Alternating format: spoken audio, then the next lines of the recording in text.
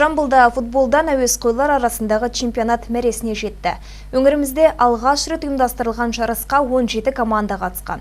Чемпионат облыстағы футболды дамытумен қатар салауатты өмір салтын насихаттауды мақсат тұтқан.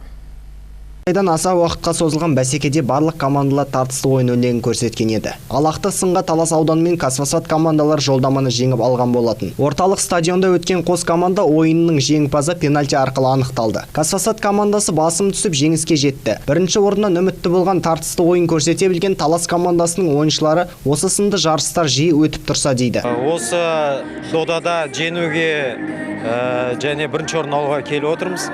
Құдай қаласа жоғары жетістіктерге де жете береміз деп ойлаймыз. Осындай жылда осындай жарыстар, турнирлер көп болса деп есептеймін.